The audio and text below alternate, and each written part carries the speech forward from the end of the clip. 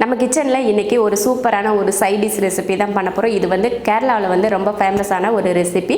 அது என்ன ரெசிபினா அவியல் தான் பண்ண போகிறோம். அதுக்கு வந்து நிறைய காய்கறிகள்லாம் தேவைப்படும். அந்த மாதிரி எந்தெந்த காயெல்லாம் போட்டு அவியல் பண்ணலாம் அப்படிங்கிறத பார்க்கலாம்.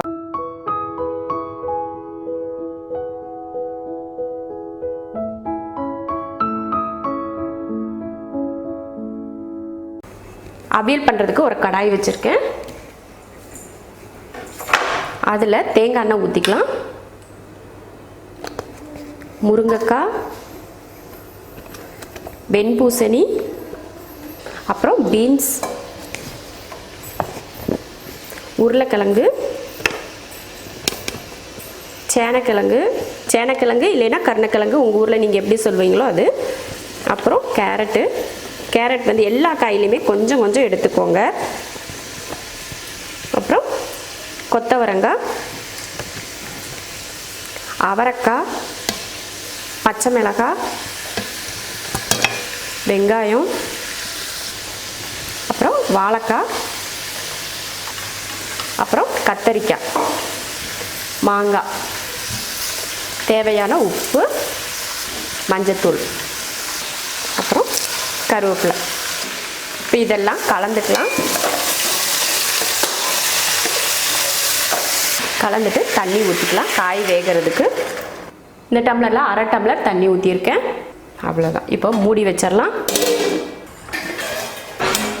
பாருங்கள், காயில் ஊற்றின தண்ணியெல்லாம் ஓரளவுக்கு வற்ற ஆரம்பிச்சிருச்சு.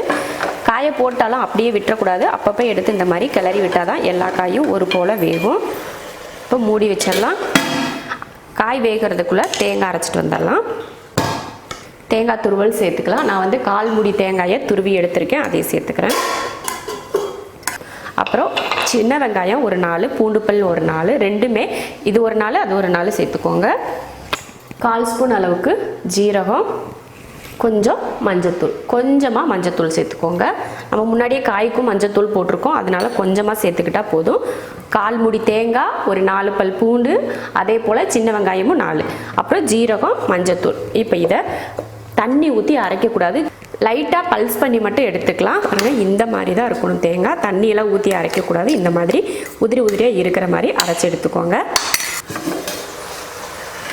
பாருங்கள், காயில் இருந்த தண்ணியெல்லாம் வத்திருச்சு. அடுப்பை சிம்மில் வச்சுக்கிறேன். இப்போது சிம்மில் வச்சுட்டு இப்போ நம்ம அரைச்ச தேங்காயை இதில் சேர்த்துடலாம்.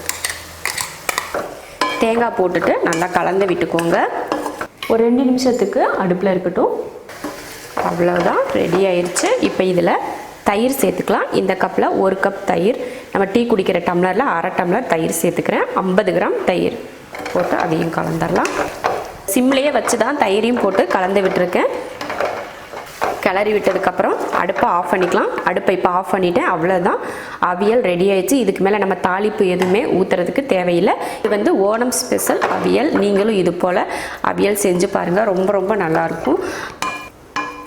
இது போல் செஞ்சு பார்த்துட்டு பிடிச்சிருந்தா லைக் பண்ணிவிட்டு ஷேர் பண்ணிவிட்டு நம்ம ஷெரின்ஸ் கிச்சன் சேனலை சப்ஸ்கிரைப் பண்ணி பக்கத்தில் இருக்க பெல் ஐக்கானை கிளிக் பண்ணி வச்சுக்கோங்க.